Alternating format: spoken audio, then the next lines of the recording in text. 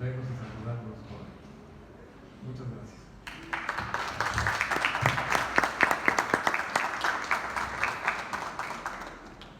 Arquitecto, muchísimas gracias. Le damos la palabra al otro perroteño ilustre, como lo es el maestro Hugo Ernesto Rojas, egresado de la Facultad de Historia en el 2014, con una tesis titulada San Carlos Perote, el arsenal de la Nueva España, 1770-1777. Actualmente es profesor en la Secretaría de Educación de Veracruz, en el sur del estado de Veracruz. Ha tenido una estancia académica en investigación en el Archivo General de Sevilla. Y bueno, su ponencia es la construcción de la fortaleza de San Carlos Perote. Maestro, tienes la palabra. Ok, pues bueno, ¿sí se escucha? Pues, buenas tardes. De antemano, pues muchas gracias al doctor Ángel Rafael por la invitación. Al igual, para mí es un gusto el poder conocer al maestro Abraham Loca y escuchar hablar sobre sus estudios sobre la fortificación, y al estar hablando junto al maestro y arquitecto Jorge Pérez Quinto, que ha hecho muchos trabajos de rehabilitación. Y pues bueno, pues vamos a iniciar con la presentación de la fortaleza de San Carlos.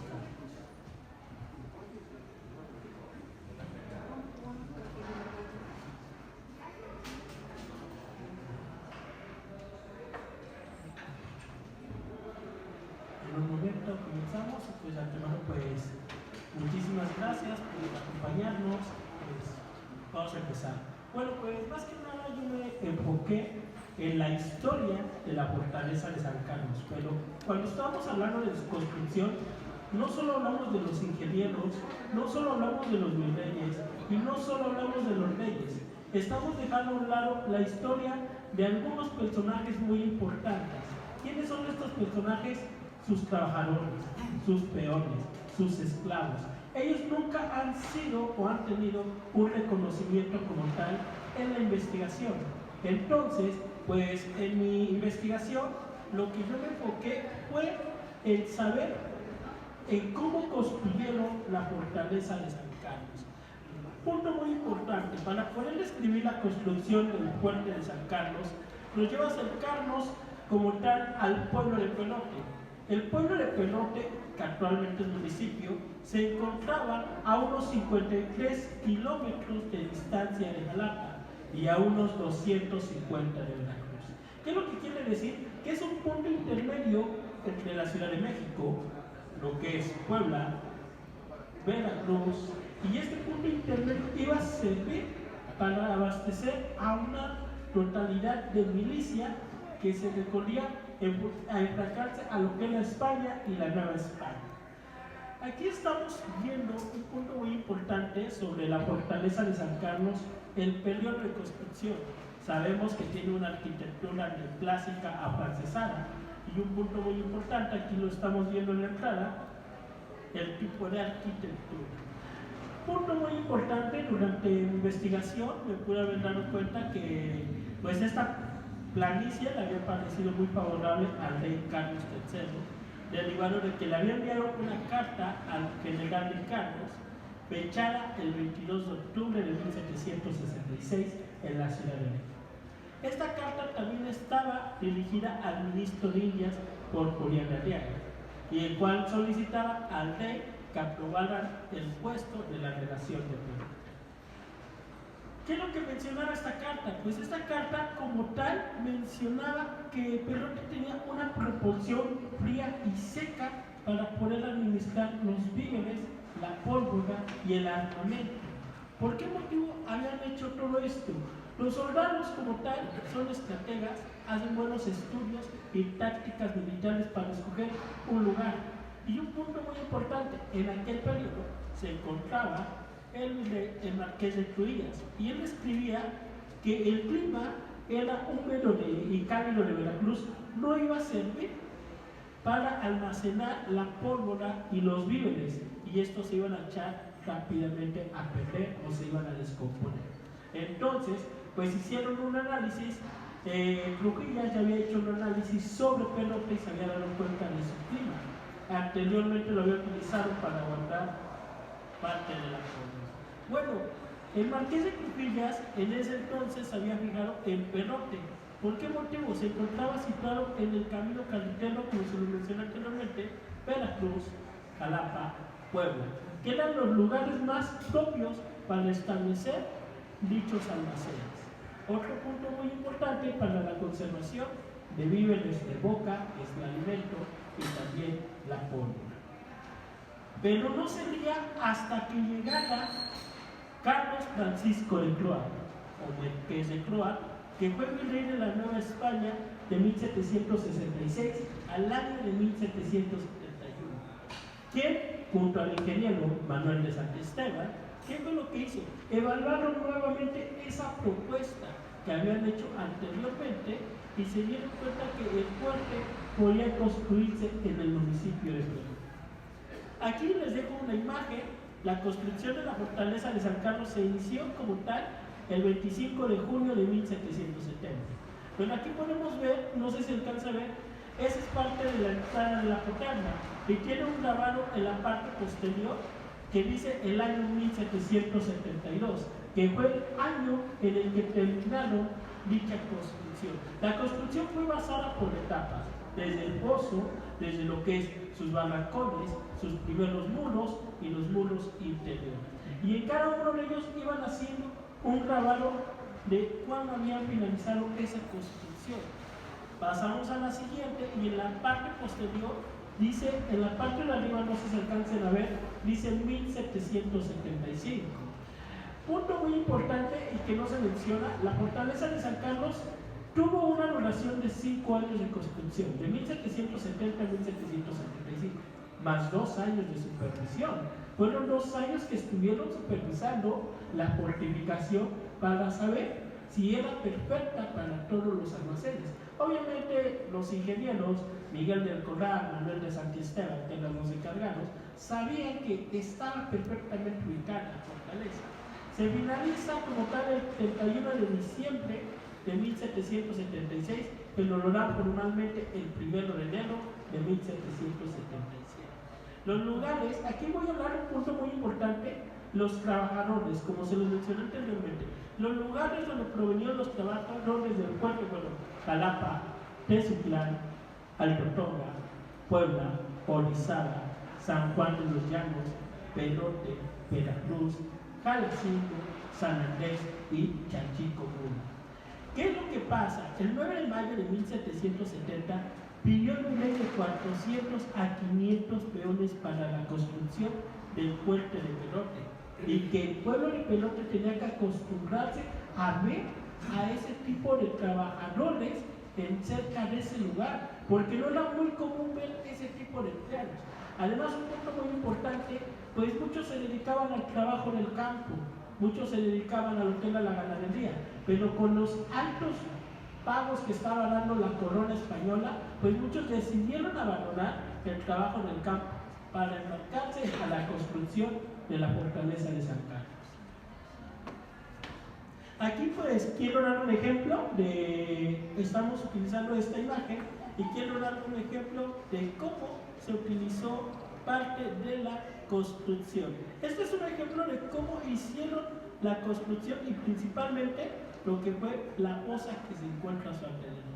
Aquí es cómo se manejaba parte de la construcción y cómo elaboraban los ladrillos de dicha construcción. Sabemos que tienen un sistema de defensa global y en el sistema de defensa pues sabemos que debe de tener una fosa común para poder llegar. Aquí vamos a pasar a la siguiente imagen y pues aquí hubo algo muy importante, utilizaron forzados. Los forzados tuvieron una participación muy importante para el inicio de la obra, ya puesta en marcha. ¿Por qué? Pues las imágenes que muestran la organización del trabajo y el uso que le dieron al terreno. Ahorita, más adelante, se va a observar cómo, por un lado, bajaban los trabajadores y cómo, por un lado, subían al momento que elaboraban el pozo. Estos jamás se estorbaban unos a otros, pues una rampa servía para subir con la carretilla llena de tierra y la otra para bajar con la carretilla vacía. Y así se evitaba cualquier retraso de dicha tarea. Aquí estamos viendo un ejemplo de cómo utilizaban las rampas y cómo de un lado utilizaban una rampa para subir la carretilla y de otro lado utilizaban para poder bajar de manera vacía. Y así no se estorbaban unos a otros para la elaboración de dicha fortificación. Estas imágenes como tal no son del fuerte de San Carlos, pero las estoy utilizando como ejemplo de cómo trabajaban unos a otros en aquel periodo.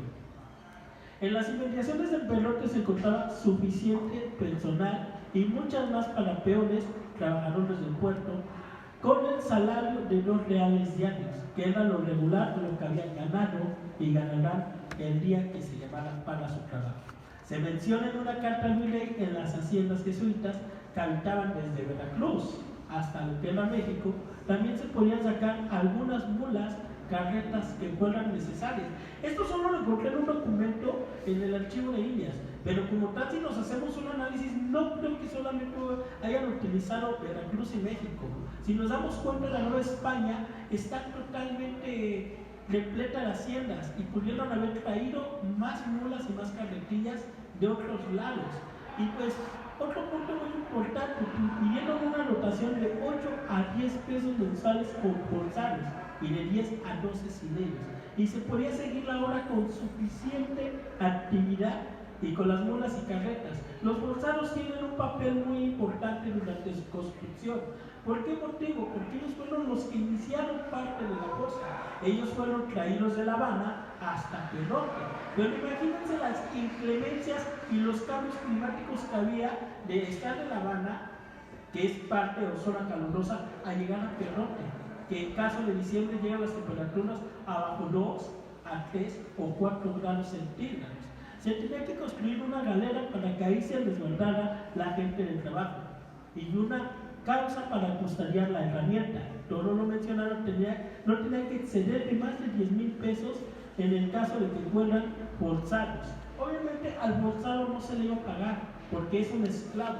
A los que se les iban a pagar eran a los peones. Y los lugares donde llegaron algunos materiales de construcción fueron Altotonga, Puebla, Jalacingo, Tepeaca, San Juan de los Llanos, Veracruz, Perote, hasta Campeche. Imagínense, de hasta Campeche trajeron parte de materiales para construir.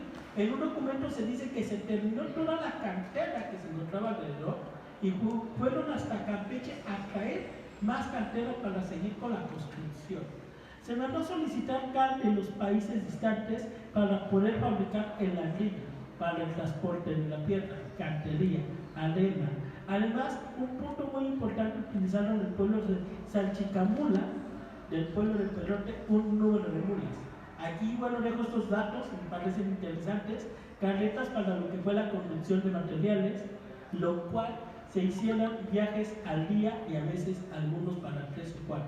¿Qué es lo que se dice? Se utilizaron 600 mulas con un precio de 10 pesos cada una y se utilizaron 600 carretas a un precio igual de 10 pesos. Pero ¿qué era lo que utilizaban? Cuando llegaban o traían lo que era parte de la cal o la piedra, las mulas hacían como relevos. Viajaban de una parte hacia otro punto estratégico y ya estaba otro cargamento de mulas para relevar a las que habían llegado y así se llega de un punto hacia otro. Aquí pues estamos viendo un punto muy importante porque imagínense la estrategia militar que tenía para utilizar dichos animales y que fueran relevados de un lugar a otro. Otro punto muy importante, aquí en estas fechas se las dejo. Para el 17 de marzo de 1762 habían fabricado 6.500 ladrillos. Para el 5 de junio de 1772 ya se habían fabricado 4.800 ladrillos. Para el 12 de junio se habían fabricado 5.600. El 26 de junio del mismo año, 4.600 ladrillos, que da más de una totalidad de 16.000 ladrillos. En estas fechas se puede observar la cantidad de ladrillo que hicieron con gran rapidez. Sin duda no pasaba más de un mes para hacer un alto porcentaje de material. Imagínense, hoy en la actualidad para hacer la construcción se usa maquinaria pesada, se usan diferentes tipos de herramientas para poder avanzar. Anteriormente no existía ese tipo de maquinaria pesada y así manejaban este tipo de trabajo. El reemplazo de trabajadores por temporadas, como se los menciono, Perotes frío seco, reemplazaban a los trabajadores en tiempos de frío. ¿Por qué? Porque se enfermaban e incluso algunos llegaban a morir. Rápidamente tenían que ser reemplazados. Y un punto muy importante, los españoles, la corona española, sigue mucho lo que es la religión católica. Durante la Semana Santa y las Pascuas, se retiraban a su casa los peones, les daban un poco de descanso para que se pudieran retirar y regresar después de esa Semana Santa. También, pero un punto muy importante que debo recalcar, también había bebidas prohibidas que les vendían a los trabajadores. Entonces, ¿qué es lo que se había hecho en aquel periodo? Les habían prohibido la venta de ese tipo de bebidas, porque al alcoholizarse los trabajadores se reemplazaba el avance rápido de esa construcción. Si un ejemplo que yo quiero dar, para hacer un boreo ¿verdad?